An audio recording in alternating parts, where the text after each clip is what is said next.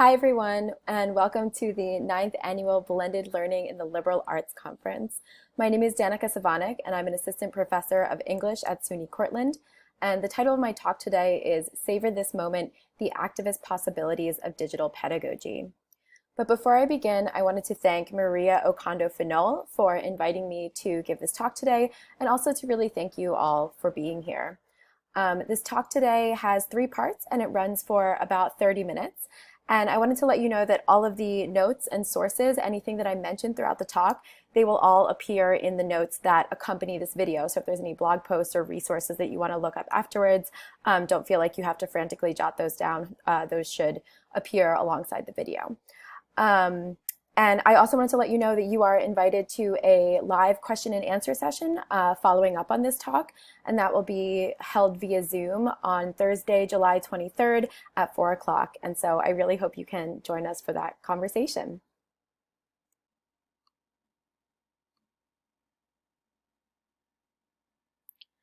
I want to begin with the words of Angela Davis, because I think maybe every talk should begin with the words of Angela Davis. In a recent event titled The Fire This Time, Race at the Boiling Point, Davis urged listeners to sink into the tremendous moment we're living in. Speaking about the recent protests against anti-Black racism, Davis stated, "We have to savor this moment. There's so much hope in this moment. Of course, the moment will not last, but the promises will last, and we have to hold on to those promises so that we can move in the direction of a better future." As someone who's been wondering and often worrying about what our upcoming semesters are going to look like amidst massive uncertainty, Davis's words are a necessary reminder that there's more to this moment than stress and anxiety. Taking my cue from Davis, I hope we can spend the next half hour or so thinking about how we and our students can channel the energy of this moment and move in the direction of a better future. So my talk today is going to address one small piece of that much larger project. At the risk of sounding overly ambitious, I'm hoping we can think together about how digital pedagogy can prepare students to change the world. When I used to talk about this topic, I would say, how can we inspire students to change the world? But the more classes I teach and the more students I work with, the more I realize that world-changing desire is already there, and how lucky are we for that? Now our task as educators is to nurture that desire and equip students with the knowledge and skills to keep going, to go farther than we could have ever imagined, to do it together, and to prepare for the long haul. As I write this, I hear a litany of names whispered in the background. Breonna Taylor, George Floyd, Ahmaud Arbery. I don't think it's an overstatement to say that people's lives are hanging in the balance. But at the same time that I invoke the transformative possibilities of teaching, I'm also mindful that we are living in a moment of never-ending Zoom calls and screen fatigue. But I want to see if we might collectively restore some of the possibilities for creativity, collaboration, excitement, and activism that digital pedagogy makes possible. I'm talking about the kind of creativity, collaboration, excitement, and activism we saw, for instance, when K-pop fans worldwide bought up the tickets for a Trump rally in Tulsa and flooded Twitter hashtags to drown out white supremacy. We saw this too as activists associated with the movement for Black Lives used social media to organize grassroots protests for racial justice. Call me naive or call me optimistic, but I, for one, am savoring this moment.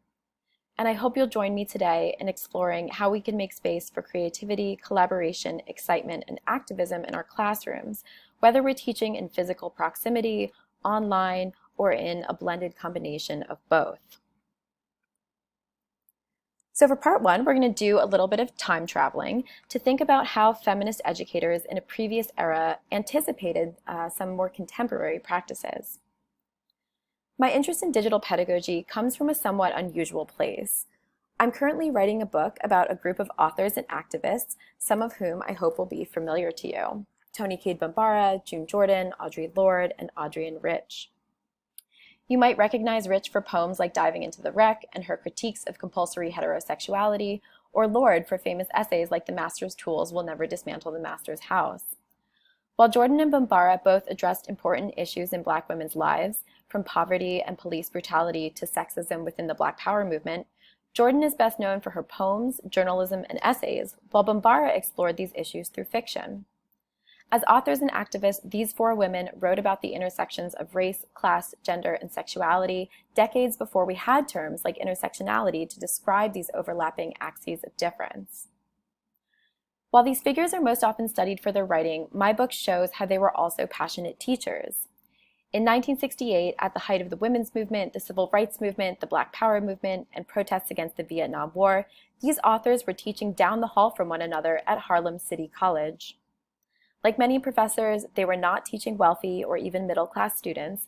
They were teaching working-class students of color in the nation's first state-mandated educational opportunity program. And this was, in Davis's words, a moment worth savoring, one in which young people worldwide were standing up to racism, sexism, and imperialism. For those familiar with these authors, it will not surprise you that they saw teaching as a political undertaking and developed creative methods of nurturing their students' desires for social change. Less predictable, though, are the exciting ways in which their teaching anticipated much of what has come to be known as digital pedagogy. So there are many, many stories that I want to tell you, but for today I'm going to focus on just one example, the ways that Jordan and Bambara organized their courses around collaborative public projects. So in order to understand their teaching, it's useful to focus not only on their writing, but also on these famous anthologies that they edited in the late 1960s and early 1970s, which are pictured here. While these anthologies have since been recognized as foundational texts of African American studies and women's gender and sexuality studies, scholars rarely consider that all of these included the writing of Jordan and Bambara's students. And by students, I don't mean PhD candidates at Harvard or Yale. These collections included the writing of their undergraduate, so-called remedial students, and of middle school students, some as young as 9. In fact, as educators, Bambara and Jordan organized their courses not around final essays that would be read solely by the instructor, but around the production of texts that could circulate in the world beyond the classroom. It's important to contextualize these teaching practices amidst the vehement racism of the era, in which newspapers depicted the city's Black and Puerto Rican students as deficient, ineducable, lazy, intellectually disabled, and destined only for vocational training. In The Voice of the Children, Jordan's students offer trenchant critiques of these stereotypes, alongside critiques of imperialism and patriarchy, made all the more powerful when we consider that their average age was 13. In Tales and Stories for Black Folks, Bambara's students rewrote classic children's stories inspired by the Black Power movement. Their stories, such as Little Black Riding Hood and The Three Little Panthers, were published right alongside stories by literary luminaries like Langston Hughes and Alice Walker. For years to come, Jordan and Bambara continued to organize their courses around collaborative public projects that could make an impact in the world beyond the classroom. For example, in her Poetry for the People program at UC Berkeley, Jordan taught students to democratize poetry not only by reading marginalized writers, but by co-authoring an anthology of their own poems. Taking advantage of campus resources, students were involved in every aspect of the publication process: editing, proofing, binding, budgeting, distribution, and marketing. But anthologies are just one example of the kinds of projects that emerged from Jordan's and Bambara's classrooms.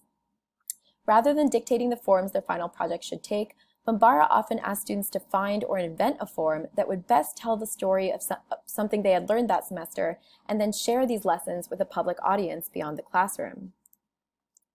"Do not write term papers for me," Bambara told students. "Make sure they are useful for somebody else as well," suggesting forms such as a collaborative annotated bibliography, performance art, a short story for radio or TV, a magazine, puppet theater, a slideshow, or a picture book.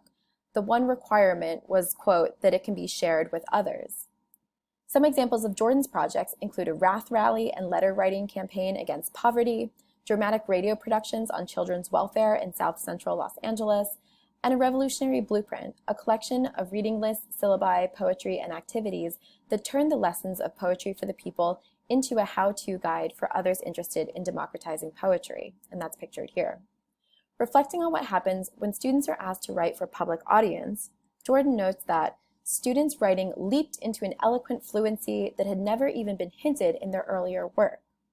Through these assignments, these teacher poets taught students that their voices, stories, and actions mattered for social change. In short, that each student has much to teach America. So as educators, we're accustomed to thinking about how our classes can be useful to students, but Jordan and Bombara urge us to consider how classrooms can also become useful to the world beyond their walls. They believe that everyone has something to contribute to the production of a more just, equitable, and pleasurable future, and that classrooms were one site for discovering what that might entail. Often, this took the form of intervening in dominant narratives and getting better poems and better books into the hands of readers who needed them.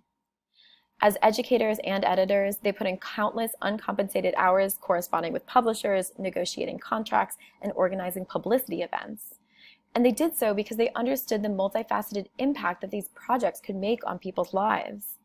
These projects enabled students to insert their voices into dominant narratives, to address the absences in the literary and cultural record, to call out to collectives of readers who had been ignored by publishers, and to share survival strategies across the partitioning walls of classrooms and institutions.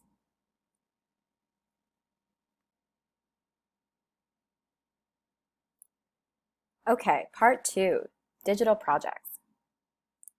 Since the 1960s, this kind of public and project-based pedagogy has become a lot more common, especially since the development of the internet and its democratic possibilities for publishing and sharing ideas. A quick glance at the online collection, Keywords for Digital Pedagogy in the Humanities, reveals the breadth of these projects: podcasts on student research, computer games designed to teach empathy, Tumblr archives on Latina life stories, timelines of LGBT representation, and projects developed to serve local community and nonprofit organizations. As Jordan and Bombara's work suggests, these kinds of assignments are not merely a response to the digital era, but have long been a component of feminist pedagogy. And so for the remainder of this talk, I'm going to focus on how these kinds of digital projects can give students the opportunity to use what they're learning to make a positive impact on the world.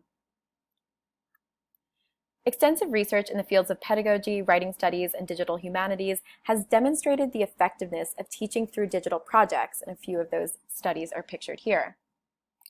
In a 2007 longitudinal study, Andrea Lunsford and a team of researchers analyzed the writing practices of Stanford students over the course of 5 years and found that this generation of students values writing that makes something happen.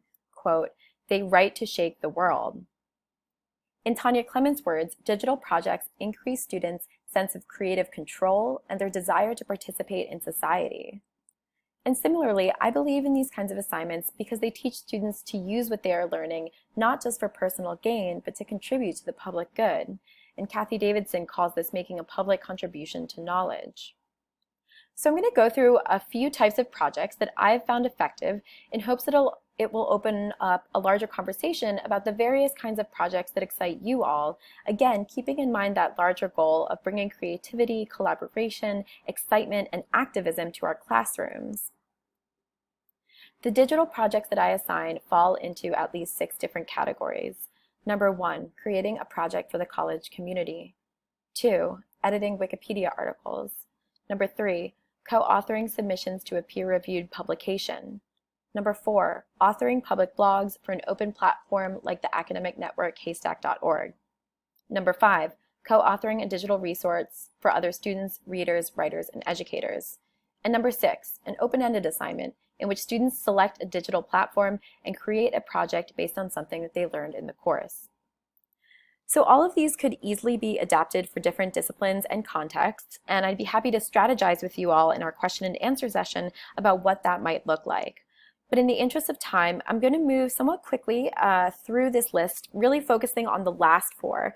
But you should know that I've included some suggested readings and blogs that are related to all 6 of these. And all of that is in the notes that accompany this video. And some of those even contain a step-by-step breakdown of how to scaffold each assignment. So jumping ahead to number 3, we'll start with co-authoring submissions to a peer-reviewed publication. A few years ago, I was teaching a first-year writing course at Queens College themed around the purpose of education. I decided the course would be organized around a final project in which students co-authored submissions to the peer-reviewed journal Hybrid Pedagogy. The students were told at the beginning of the course that they would be reading, writing, and learning all semester in preparation to submit articles to a scholarly peer-reviewed open access journal. At the same time, they learned what a scholarly, peer-reviewed, open access journal is. For this project, students chose topics they wanted to learn more about, they developed original research questions, they authored annotated bibliographies, and they tirelessly revised their writing, knowing it would eventually be published online for others to read. While the majority of students received a revise and resubmit from the journal's editors, one particularly intrepid group of students continued revising their article for months after our semester ended, responding to the queries posed by the journal's editors and copy editors. And their article, The Ultimate Life Experience, Preparing Students for the World Beyond the Classroom, was published in August 2017. And so if this kind of assignment is something that you're interested in, I've written a blog post about the process and the scaffolding, and especially the process of collaborating with the journal's editors. So happy to share that with you all. Number 4, authoring public blogs for an open platform like the academic network haystack.org. I'm sure many of you are familiar with Haystack, a nonprofit academic social network, blogging platform, and interdisciplinary community that connects student writers to 16,000 members of the Haystack network. These members are humanists, artists, social scientists, and technologists, all of whom are committed to changing the way we teach and learn. Unlike many other free digital platforms, Haystack has promised to never share a user's data with third parties, which has recently earned it the moniker, the Ethical Social Network. So my courses often conclude with students identifying a research topic that they want to learn more about, and then presenting their findings as a public blog post on Haystack. I've used a version of this assignment with first-year writing students, which you have pictured on the left, all the way through graduate students, which you have there pictured on the right. And I've written blogs about kind of how to scaffold this assignment for those different sorts of contexts and for everything in between. Similar to the assignments leading up to a traditional research paper, students develop a question, they perform background research, and they go through several stages of outlining, drafting, and revision. We also read examples that have been posted to Haystack, and we discuss blogs as a genre, addressing questions like, what should we know about the Haystack community? So we might pull up the About page and analyze it. How is information organized on the site? What are the conventions of the platform? What do we notice and observe that works really well? How are blog posts structured? How is media incorporated? And how are citations attributed? So I teach with Haystack for 2 reasons. First, because it allows students to enter actual ongoing conversations and gain experience tailoring their writing for a specific audience. Writing for Haystack helps students understand that their voices and stories matter and that they can apply what they're learning to important debates in society. So you see some debates over teaching and learning pictured here.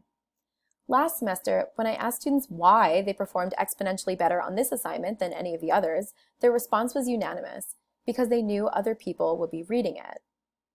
But we also have to be careful in encouraging students to join these conversations. Careful because they're capable but still learning, because public writing always entails the risk of exposure, because students have complicated lives that may require the cover of confidentiality, and because the digital leaves traces everywhere. And this leads me to the second reason that I incorporate Haystack, because it allows me to teach digital literacy. Whether the subject of my course is American literature or feminist theory, teaching with Haystack allows us to have conversations about digital identity, privacy, and security. Each semester, we read Haystack's privacy policy and legal agreement, which I know are so thrilling and are always one of the most riveting conversations of the semester. But we do this so that we can discuss the potential risks and rewards of public writing. We discuss how students' research can become genuinely useful to others, but also how their writing will be attached to their names and appear in search results for years to come, including those of their potential employers, of internet trolls, and immigration officials. My undergraduates publish in the group Scholarly Voices, created by Stephen L. Berg to showcase undergraduate work. And I always offer students the option not to publish if they think it will jeopardize their safety in any way, and I'm continually impressed with the creative methods students invent to mitigate these real risks, such as publishing with a pseudonym or omitting their names altogether. Number 5, co-authoring a digital resource for other students, readers, writers, and educators. So this is the course I teach most often, Intro to Multicultural Literature. And every semester concludes with a collaborative digital project in which students co-author a glossary of key words for literary studies, pictured here. With this assignment, students work in small groups to identify a key term related to course readings and discussions. So you'll see some examples here: race, memoir, ghosts, microaggressions. And they work in small groups to co-author an entry for our digital glossary. Each entry includes an analysis of the term's etymology, a discussion of its importance for literary studies, and a close reading of at least one text we read that semester that demonstrates this keyword in action. So I'm going to attempt to actually take you into one of these and just show it to you really quickly. So if you click Fall 2019 Keywords, that takes us to sort of this table of contents. And this is kind of a contemporary version of an anthological project modeled on some of the earlier examples I introduced you to from Tony K. Bombara and June Jordan. So if we pop into this keyword entry for art, which was authored by a group of 3 students, you can just quickly scroll through and you see they have the definition, the etymology, kind of a discussion of why it's important to think about art when we're thinking about literature, and then an analysis of some of the works of art and the artistic elements that we've encountered throughout the semester in our readings. Okay, back to the presentation. So for those of you who are interested in doing something similar or adapting this assignment for your own discipline and course and context, I've written a blog that includes the assignment sheet. It has the rubric. It has the kind of step-by-step breakdown. So the final one that I'll share with you is the open-ended assignment in which students select a digital platform and create a project based on something that they learned in the course. I've used this open-ended assignment in traditional literature courses, and then more recently in a seminar on digital divides, race, class, and gender in the age of the internet. And the digital divides version of this assignment has 3 parts. Number 1, evaluating the affordances and limitations of different digital platforms in order to select the best one for students' projects. Number 2, drafting project proposals and having students vote on their top choices and then kind of organize into groups accordingly. And number 3, planning and executing the project. So at the onset of this assignment, I kind of proposed some examples to get students thinking and brainstorming. I suggest that they might create a website or a timeline or a lesson plan or a podcast. And then we spend one 50-minute class period doing what Jesse Stalmel calls a tool parade. So that's introducing a range of digital platforms that students might choose to use for their project. And we kind of discuss the affordances and the limitations of each. So for instance, for students interested in timelines, we compare an open source platform like Timeline.js and a proprietary platform like Tiki-Taki. We'll do a similar comparison of Haystack and WordPress as potential blogging platforms for students who are interested in writing some sort of blog. And I see this ability to select a platform, to weigh the affordances and limitations as a key component of digital literacy and a transferable skill that will serve students beyond the classroom, which is one kind of nice outcome and benefit of an assignment like this. So most recently for this project, one group of students decided to share what they had learned about the exploitative labor conditions in Apple's Foxconn factories through an activist art project in which they redesigned the packaging of an iPhone box to tell the story of the true path of the iPhone. Another group of students created a lesson plan for middle school teachers on the sexualization of young girls online, including assigned readings and viewings, discussion prompts, slides, and class activities, which they encouraged other educators to utilize and they shared via Haystack. Another student opted to create an interactive Twine storytelling game that explores the emotional experiences of grief in an era where the digital leaves traces of everything.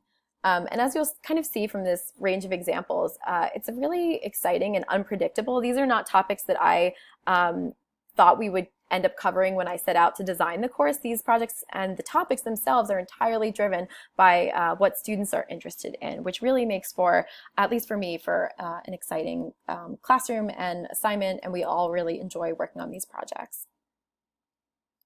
On the final day of class, I always present students with a public digital gallery of their projects to visualize all that we've done together, to create a space for students to engage with each other's projects, and also to have something that they could potentially share with their friends, family, or even future employers if they choose.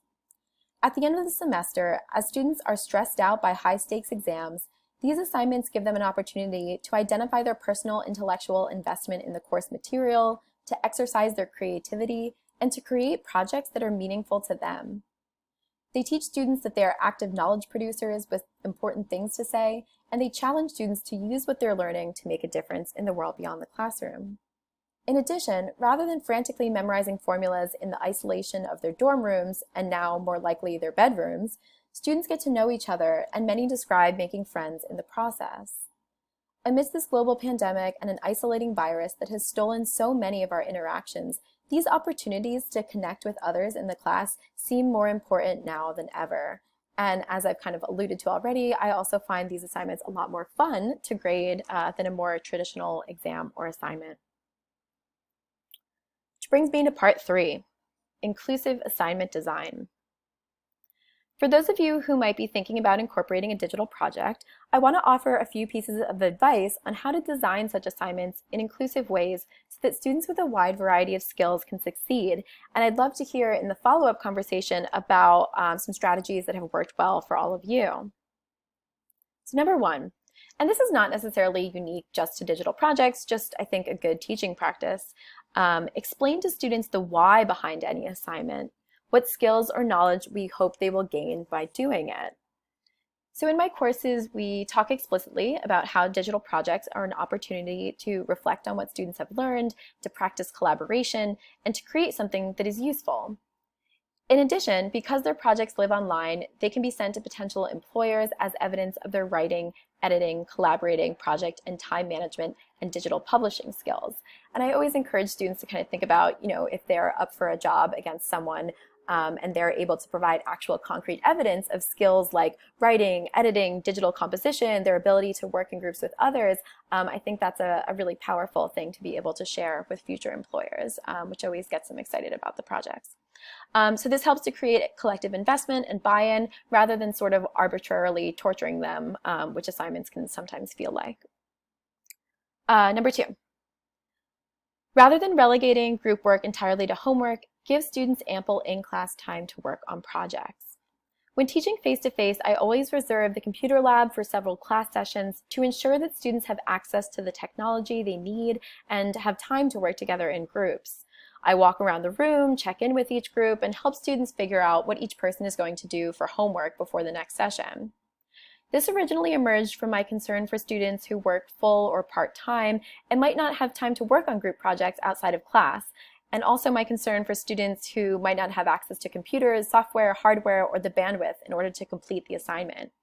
Now, as we move partially or fully online, it seems that we can continue to devote class sessions to group work, but we might also need to offer lower tech alternatives for students who don't have access to high-speed and reliable internet. And this brings me to number 3. Support students by providing alternative assignments. Another way of thinking about this could be offering students kind of multiple options within one given assignment. While digital projects can prepare students to change the world in ways that a multiple choice exam never will, we also have to acknowledge that this kind of creative and imaginative activity is not always possible amidst a global pandemic in which students and their loved ones are falling ill, losing jobs, and awash in uncertainty. My own experiences abruptly moving our courses online this past spring taught me that, amidst such attenuating and stressful conditions, some students crave the stability and the predictability of more traditional and conventional assignments, and we can support these students by providing off-ramps, exit routes, detours, and alternatives. And I highly recommend this blog by Christina Katapodis on this topic of alternative assignments. Number 4. Help students make informed decisions about how much of their identity they're going to disclose. In the Student Collaborators Bill of Rights, the authors state that when digital humanities projects are required for course credit, instructors should recognize that students may have good reasons not to engage in public-facing scholarship or may not want their names made public, and I kind of alluded to this earlier. In addition to offering alternative assignments, we can discuss the risks and rewards of publishing with their real names versus using a pseudonym or omitting their names altogether. So for example, students can generate a list of the pros and cons of adding their names to a digital project, and we can help them think expansively about all of the people who might view their work and the potential implications of this so that they can really make an informed decision. And finally, number 5, treat collaboration as a skill, not something students already magically know how to do. Effective collaboration, the ability to work well in groups, regularly appears among the list of top skills that employers look for. Whether we're trying to arrive at an accurate medical diagnosis, organize a resistance movement, or complete a business report, we're constantly called upon to work with other people in order to achieve our goals. And yet, so much of education teaches us to compete rather than collaborate with the students sitting next to us. At least in my own experience, professors would tell us to do a group project and then disappear, leaving the majority of the work to fall on 1 or 2 students, while everyone in the group received the same grade, which always seemed wildly unfair to me.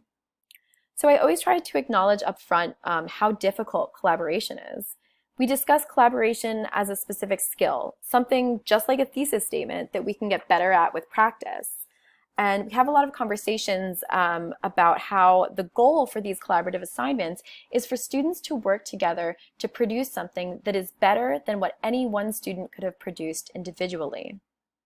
We have explicit conversations about different strategies for dividing up large projects into small components, how to equitably distribute that work among group members, and how to set deadlines and hold each other accountable.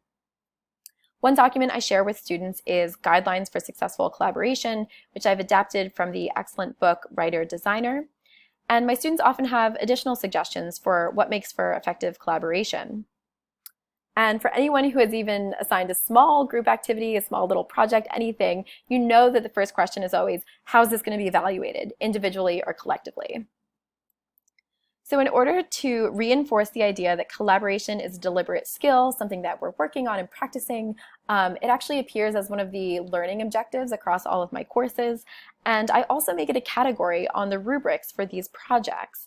And in addition to making it a rubric category, I give students an opportunity to weigh in and evaluate their own contributions, and also to describe how each person within their group contributed to the project. And I highly recommend, Christina Katapodis, again, has a great blog on this topic. So I use these reflections from students to determine what score each group will get for collaboration on the rubric.